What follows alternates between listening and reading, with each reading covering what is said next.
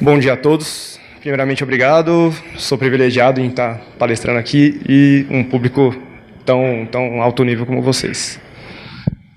Bom, gente, aqui eu vou falar, não vou dar nenhuma receita de bolo, nada disso. Eu vou explicar o nosso case lá do Gympass mesmo. Inclusive,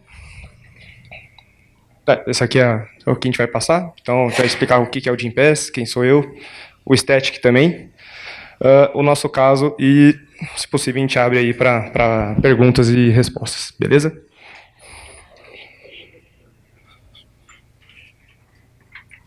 Vamos ver se vai rolar. É um videozinho. Alguém aqui conhece o Gympass? Já ouviu falar? Tem? Usa? É aquela coisa, né? Igual o plano para academia. Você fechou o plano semestral, não necessariamente você usa, né?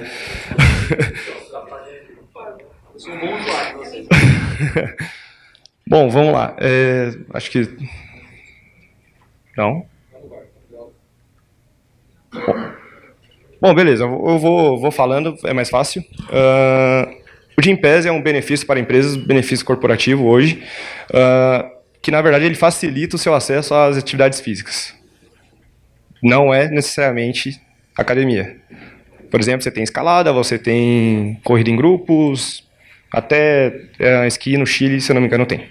Então, facilita o acesso à atividade física.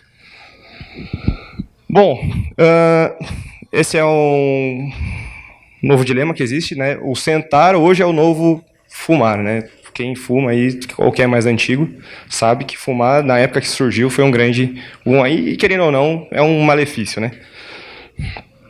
E 3,2 milhões de pessoas morrem todos os dias, aí, e o quarto maior fator desse é a inatividade. Ou seja, não estou aqui para falar de tragédias ou coisa do tipo, longe disso, e a nossa missão com isso é combater a inatividade. Se vocês não sabem, mas... vocês sabem o que é uma pessoa sedentária ou inativa? Alguém sabe dizer, mais ou menos?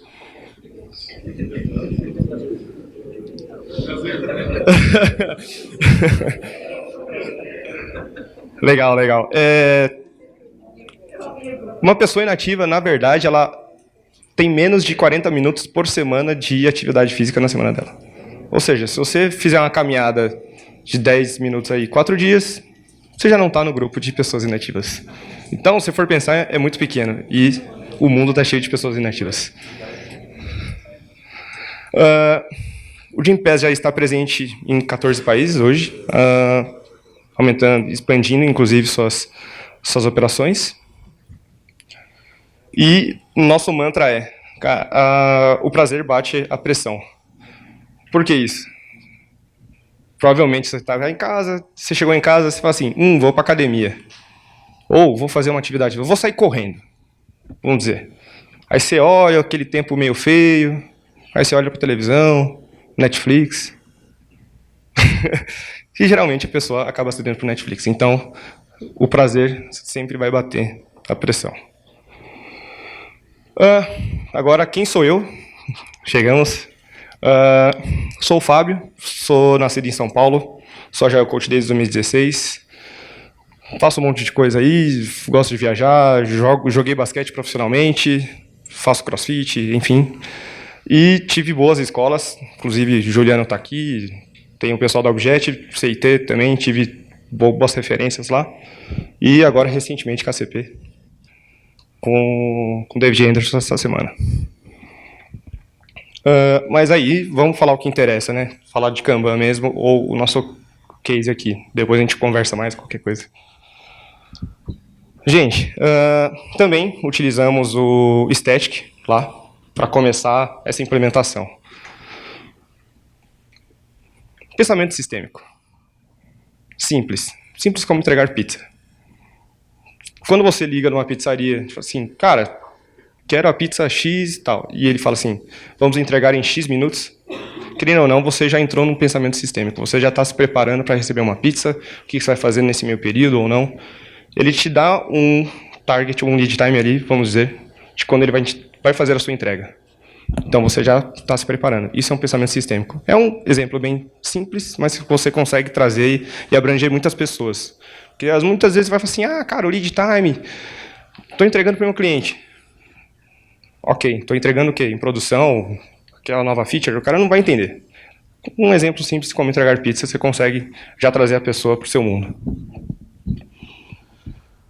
Bom, bem simples, como a gente já viu também na palestra anterior, mas o static nos seus passos. Não necessariamente você precisa seguir eles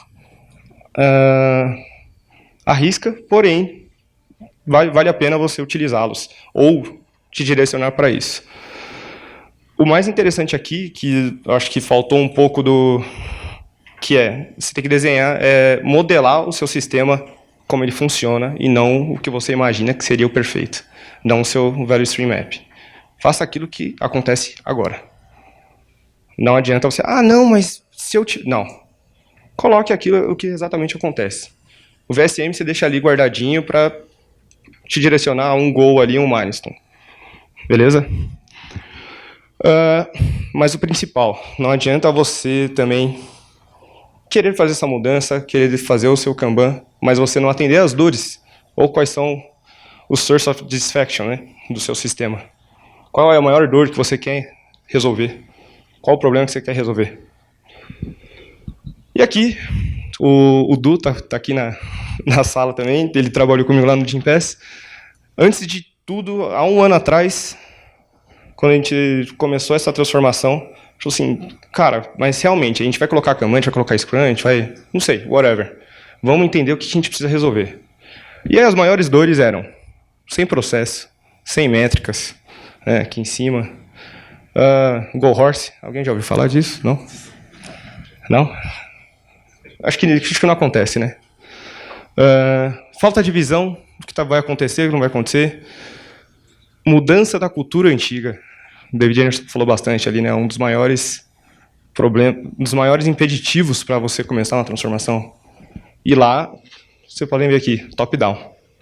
E aí, expectativas, atuar em nível estratégico, roadmap, objetivo comum de tribo, ou seja, não adianta eu ir para a praia. Se eu vou para a praia, vamos dizer, o Du ou o Juliano também, eles vão para a praia. O Juliano está indo para Caraguá, eu estou indo para Santos. Eu estou indo para a praia, ele também. Não necessariamente a gente está errado, mas a gente não está indo na mesma direção. Então, caminhar na mesma direção. Cenário anterior. Boards totalmente diferentes. Não que necessariamente isso fosse ruim, né?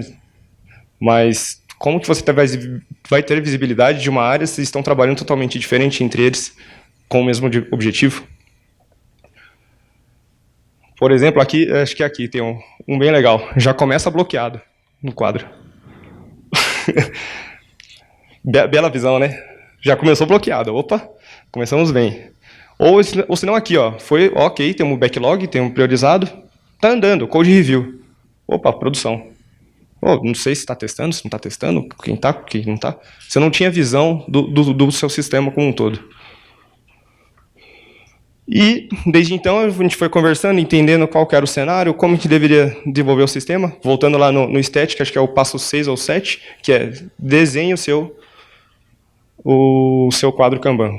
Modele o seu quadro Kanban. E esse aqui vem desde 2018.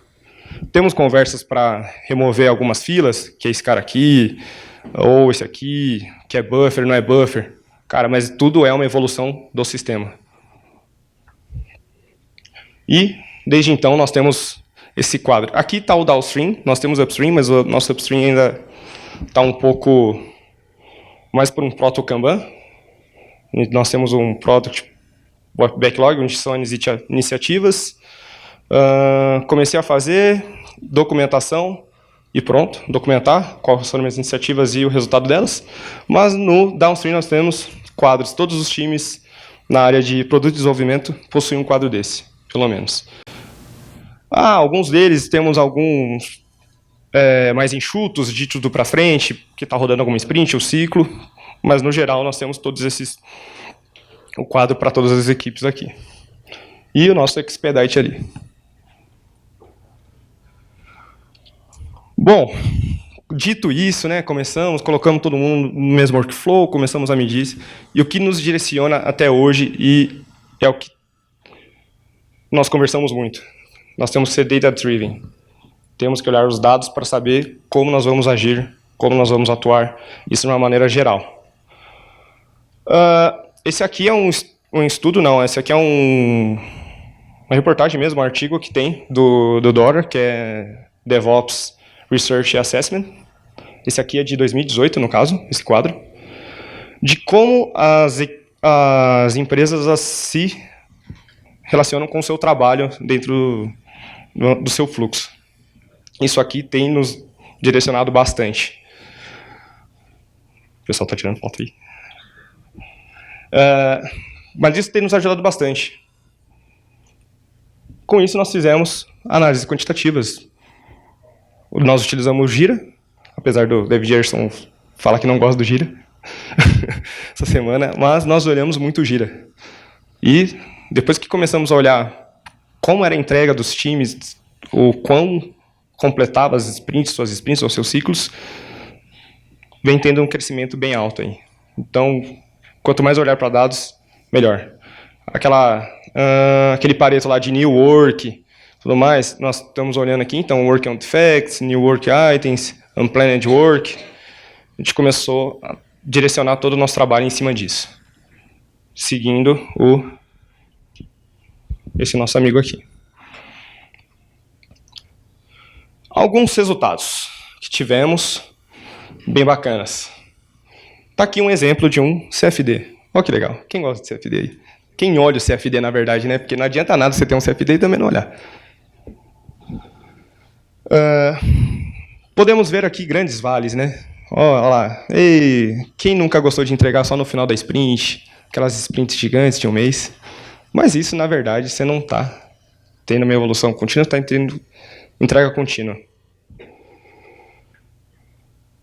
Esse é o cenário alguns bons exemplos que nós já temos lá.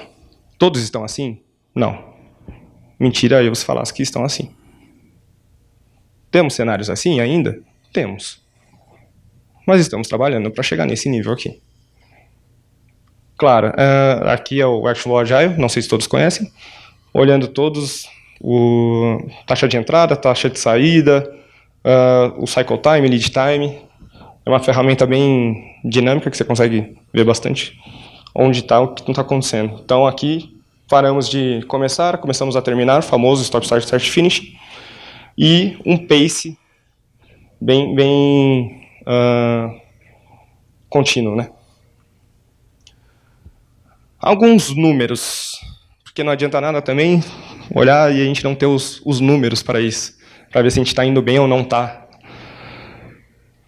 Throughput por pessoa, que é o que a gente olha bastante lá. Aí eu vou falar mais no próximo. Mas a gente pode ver aqui, esse foi um estudo bem legal que nós fizemos, que é Waste of Queue. Não sei se todos conhecem, já ouviram falar de teoria das filas também, mas fizemos um estudo lá de desperdício das filas mesmo. Era em torno de 50% do tempo de vida do lead time mesmo, de uma feature ir para a produção, estava depois que alguém desenvolveu. Ou seja, estava em code review, ou em teste, ou deploy, ou alguma coisa do tipo. Com isso, a gente teve alguns bons ganhos. Alguns tiveram até 25% aí que caiu esse tempo aí. Tem algumas coisas a melhorar ainda também. Work in progress. Yoshima fala bastante, David Gerson fala bastante também. Não é necessariamente você colocar um número. Temos 10 pessoas, vamos colocar 5. 2 pessoas, vamos fazer pair programming para todo mundo. Não necessariamente isso vai fazer limitar o WIP.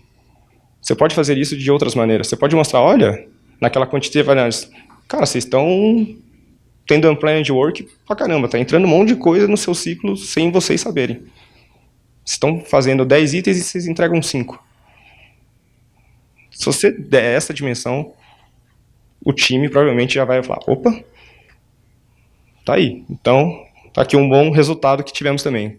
Começamos o ano quase 5 itens por pessoa, no Q1, final Q1. Terminamos agora em quase 2,56, é quase 50% a menos. Isso eu estou falando desde que um item começou a ser refinado, entrou na fila mesmo, entrou no meu sistema. Eu tinha quase 5 itens. Nós temos hoje 2,56. Isso é na área toda, tá, gente? Aí tem suas particularidades também. E, não necessariamente, estamos entregando mais, né?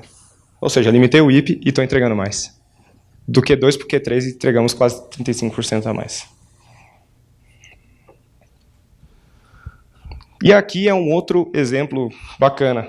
Não adianta a gente melhorar o time, tá performando mais. Se eu não tiver um deploy automático, né? Quem fez o KMP1, KMP2 tem lá os Kaizens.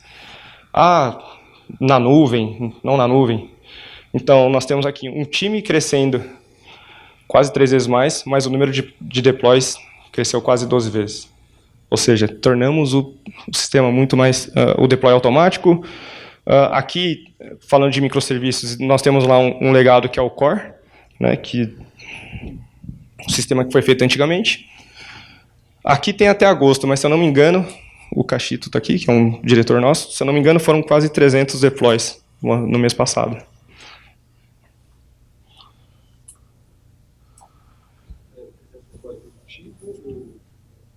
Em produção. Em produção. Outro número bacana. Não adianta nada eu estar aumentando meu throughput, estou entregando mais. Mas e a qualidade? Eu tenho que, de novo, leadership at all levels. Qualidade. Nós seguimos a qualidade. Então, aqui é o inventário. E aqui é quantos bugs foram confirmados naquela semana. Então, outro número que a gente foi perseguindo. Não adianta eu estar entregando mais e a qualidade está criando mais bugs.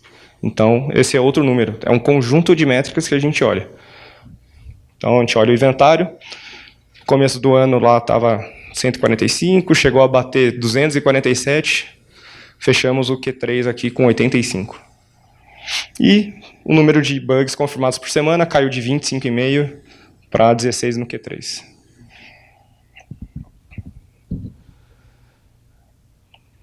Aí, aqui já é falando até mesmo numa questão de modelo de Tuckman mesmo e ecossistema sustentável. Por quê? Estamos crescendo muito. Aqui é referente a 2019 apenas. Mas o ano passado, quando eu entrei lá no Gympass, nós tínhamos em torno de 40 pessoas na área de TI. Hoje nós estamos com mais de 190, se não me engano, 190, 188, se não me engano. E aqui a gente pode ver se o nosso sistema está saudável ou não. Ou seja, tem um número de pessoas entrando, está crescendo, e muito, porém o número de entregas continua constante. Aqui aumentou um pouquinho. Ou seja, eu tenho o J-Curve, né, famoso, mas assim, se a gente for analisar, isso é bom. Por quê? Eu tenho praticamente quadruplicamos ou aumentamos em 5 vezes e o sistema se mantém estável, mesmo eu tendo pessoas entrando. Porém, mais uma métrica. Não adianta só entregar mais. Aí é o famoso colocar mais pedreiros e vou colocar mais tijolos. Não seriamente. Tem que ver se estou eficiência e eficácia. Tem que saber se a gente está sendo mais eficaz. Estamos entregando, temos pessoas mais pessoas entrando, mas só estou aumentando o número? Não. Aqui a gente olha, de uma maneira geral, se o nosso time está desenvolvendo melhor, está sendo mais eficaz de uma maneira como um todo.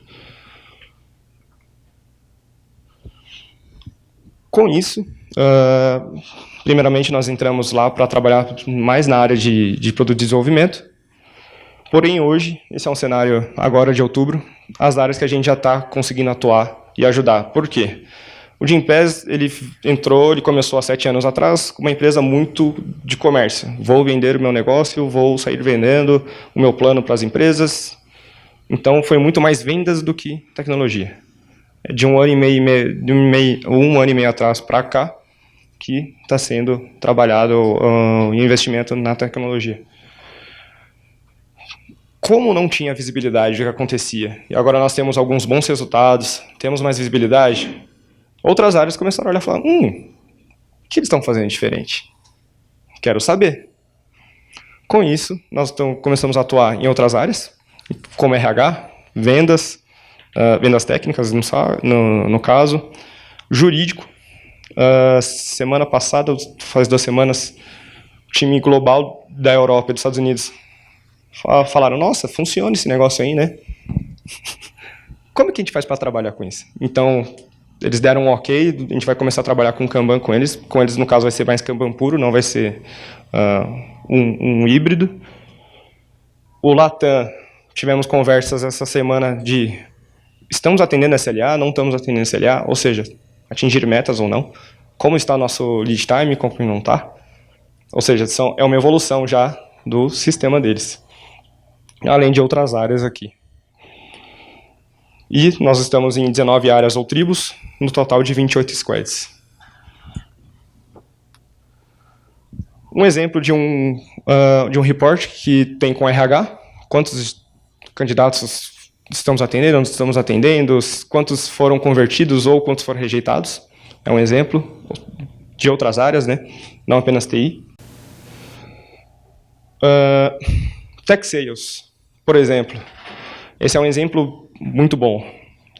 Só da gente dar transparência, visibilidade do fluxo deles, no Q2 eles fechavam um contrato, entregavam um contrato ou a revisão de um contrato em torno de quase 10 dias, que é o SLA deles. 10 dias úteis aqui, tá? No Q3 baixou para 6,71 dias. Se a gente for olhar, quase 30%. Cara, 30% é muito. É muito. É uma melhoria significante no sistema, no fluxo. E aqui, falando do jurídico, como eu disse antes, aqui é um exemplo do Kanban do jurídico, do Latam, e o que a gente fechou agora para o global. E aqui é um exemplo que, assim, não necessariamente porque é jurídico que eles têm os mesmos passos, né? O mesmo fluxo. Você tem que entender a necessidade deles e entender qual que é o processo real deles.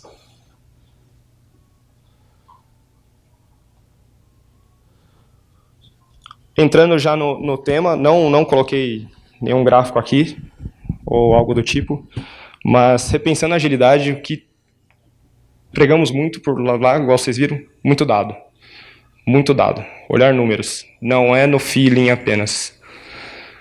Temos pesquisa de engajamento também, que é o PICOM, mas é um conjunto de métricas que a gente olha. E não esquecer o lado do ser humano. Não necessariamente você vai fazer uma revolução, vai acontecer a transformação que você quer. Provavelmente você vai causar mais inimigos do que amigos, ou aliados a essa mudança. Então, acho que essa é uma mudança muito drástica que tem acontecido, inclusive, no KMM. Antes, se vocês olharem, era o slogan em cima do KMM era Alternative Path to Agility. Agora é fit for purpose ou alguma coisa assim. Tipo, um caminho para o fit for purpose. Ou seja, ser ligado ao meu cliente. Tipo, um caminho para ser entregar um produto melhor para o meu cliente ou algo do tipo. E não tipo, um caminho alternativo para a agilidade em si. Com isso, chego na parte de perguntas. Falei meio rápido, eu sei, mas chegamos aí. Acho que eu estou até bem abaixo do tempo. Não, tá tranquilo. Temos tempo para várias perguntas aí. Quem quer fazer a primeira? Um por vez, tá, gente? Senão fica... Aqui. Quando você apresenta essas métricas, por exemplo, de eficiência para o time pela primeira vez, como é que é a recepção deles? Porque, naturalmente, possa vir números ali altos ou algo que, de alguma forma, eles se sentem incomodados de ter dessa transparência. Você teve isso? Como é que foi isso para você? Boa. Na verdade, nós estamos sempre presentes. Tanto que olhar esses números ou não é uma conversa que tem com todos eles, e em todos os níveis mesmo. Nós temos, por exemplo, o diretor de engenharia de umas tribos está aqui, que é o Cachito. O CTO e CPO estão juntos. Então, a parte de números que a gente vai mostrar para alguém ou não é alinhado com todos. Tem que haver um alinhamento com todos. Pode gostar ou não, cara, mas são números, né? Impacta, mas trabalhamos com a transparência mesmo. Não tem muito como fugir disso.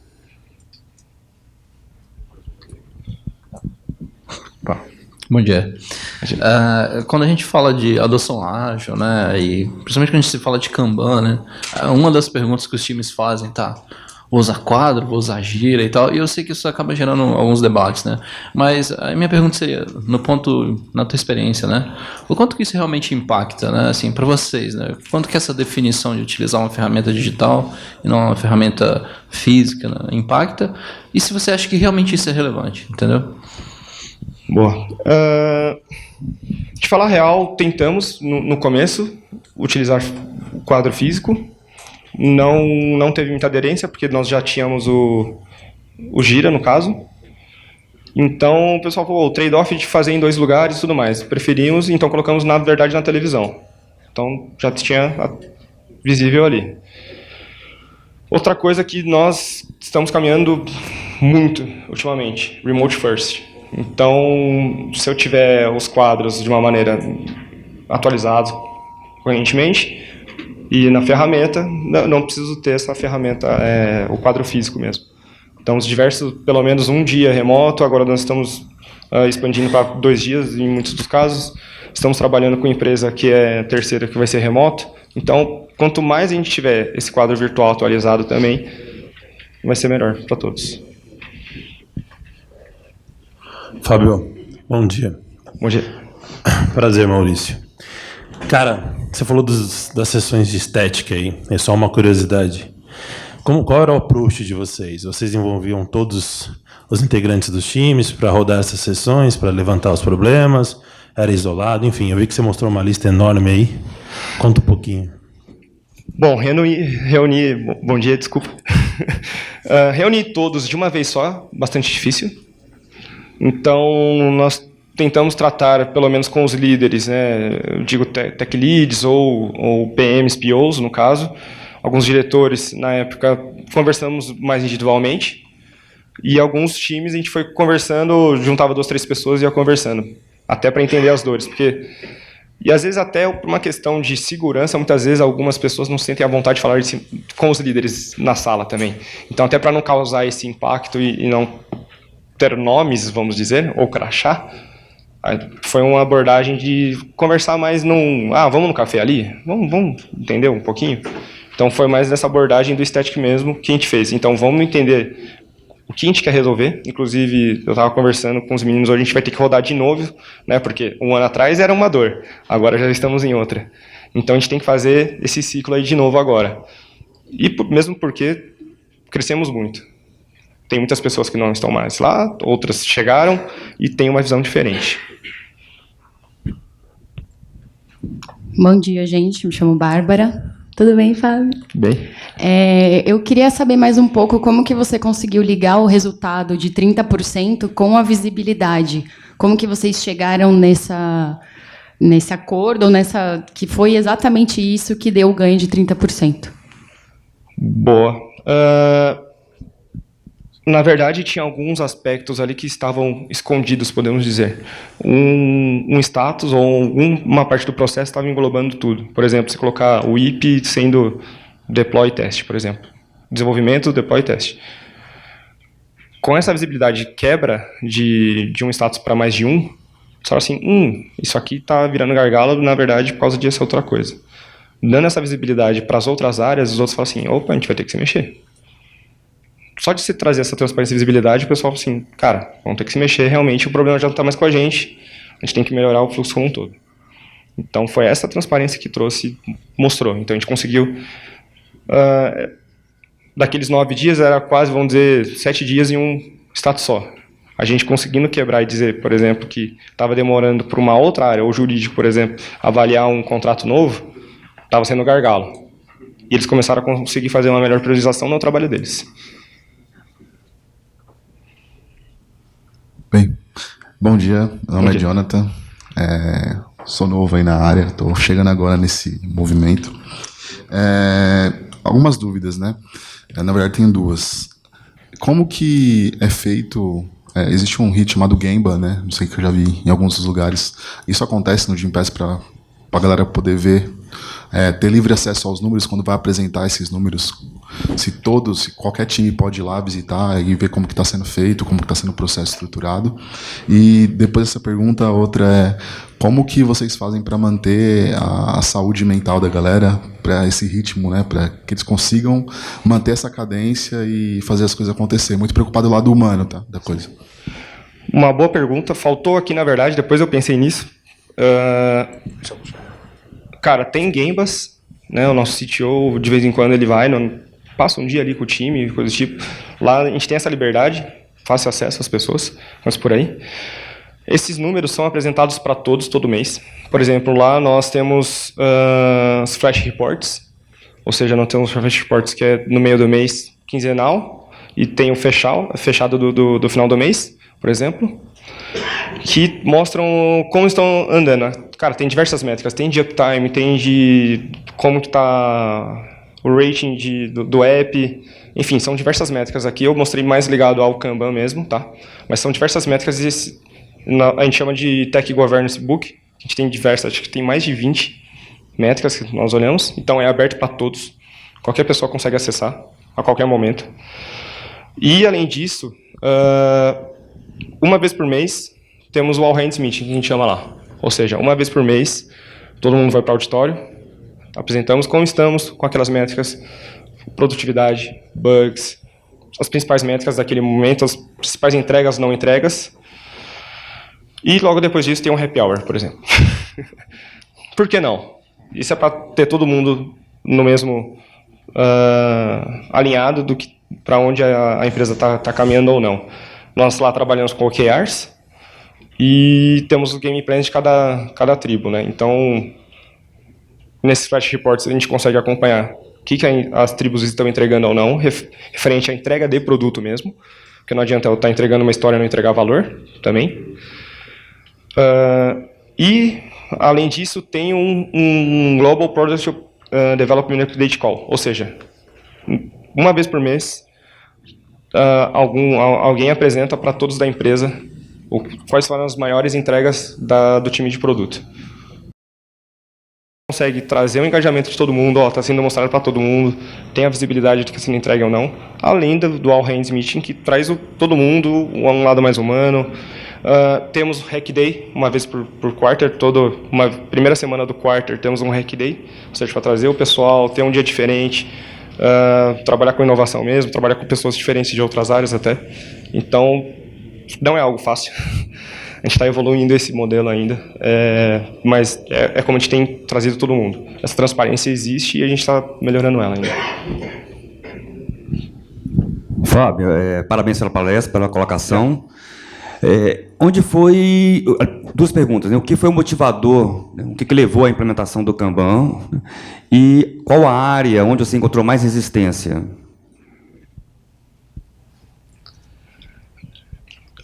Nós costumamos dizer que a gente não usa apenas o Kanban, mesmo porque nós temos ciclos e as nossas cerimônias, podemos dizer, são mais ligadas ao Scrum, por exemplo. Mas eu diria que a base da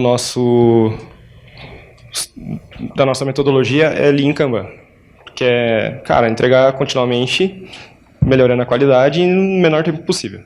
Então, esse é o nosso principal guide, podemos dizer.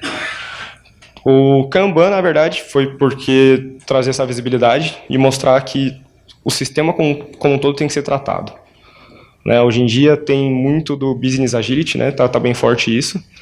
Então não adianta também eu tratar da minha engenharia e não tratar, por exemplo, do meu Data Science ou do meu Design Ops. Você tem que tratar o sistema como um todo. E aí com o Kanban você consegue ter essa visibilidade. Então essa foi a grande diretriz. Segunda pergunta, desculpa.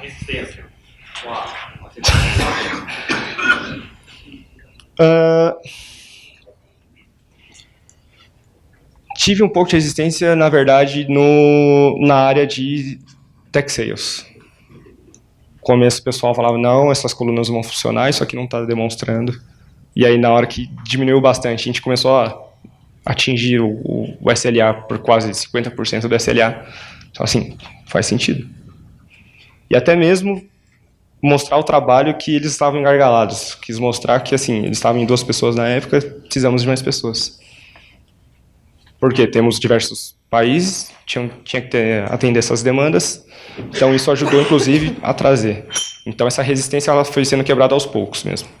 É muito que a gente falava até lá na Objective mesmo. Cara, você tem que saber editar com popular. Não adianta eu falar com uma pessoa de TI do mesmo jeito que eu falo com alguém que é do jurídico, que é alguém do RH. Então, essa foi uma resistência. Hoje, estamos trabalhando aí. Nossa maior resistência hoje, a nossa maior dificuldade hoje é como que a gente vai continuar escalando e mantendo esse padrão. Oi, Fábio. Josafá, da Simplesvet. Obrigado, cara. Você fala um pouco sobre o de Upstream, que ainda está como um proto-Kanban. Né? Eu queria ver se você podia compartilhar mais alguma coisa ligada a isso. Como é a dinâmica do fluxo entre Upstream e Downstream? Se são equipes diferentes, se é dentro do mesmo time, fases diferentes. Se vocês pretendem ou estão fazendo alguma coisa no sentido de um Kanban end-to-end para conseguir ter essa visão total, ou de algum Kanban Enterprise que consiga agrupar isso. O que é que vocês têm? Boa. Estamos caminhando para um dual track, podemos dizer, tá? Porém, temos hoje, como está crescendo, antes não tinha, mas temos Product Designers e UX Research por tribo. Isso já ajuda a ter uma pessoa dedicada para aquela jornada, podemos dizer, não diria classe de serviço, mas para itens de serviço, ou seja, se eu tenho o end user, se eu tenho a tribo de jeans que é relacionada à academia, então eu consigo mapear. Queremos ter essa jornada end-to-end, sim, mas hoje eu diria que é difícil, porque é um trabalho que a gente está começando a fazer experimentação agora. Entendeu? São outros, daí já entrando em classe de serviço, são outros itens, work item types, que a gente está trabalhando. A gente precisa começar a mensurar isso aí também, para ver até onde está indo bem ou não está, e aí atuar em evolução deles mesmo. Mas hoje, seria quase um dual track, ou seja, eu vou, testo, valido com o usuário, faço o research e trago faço o design sprint, se precisar, ou coisa do tipo, e trago os resultados disso para o time de desenvolvimento mesmo, para o downstream. Fábio, aqui. Na verdade, eu vi que você colocou algumas métricas, destacando as métricas por pessoa, né? Por exemplo, o throughput por pessoa. Qual a motivação de ter feito por pessoa e não pelo time? Temos por time também, mas ali, na verdade, é mais trazer o lado da eficácia mesmo, não ser eficiente. Se eu colocasse pelo time, o time, na verdade, não é meu time pode trabalhar uma natureza diferente do outro. Por exemplo, mobile e legado. São naturezas totalmente distintas. Então, nesse por pessoa, a gente está trazendo todo mundo na mesma métrica. Seria isso. Dá tempo mais uma ainda, gente. Olha. Cadê? Tomar na frente. Fui muito rápido. Ele ia, né? Aqui. Tô tentando chegar.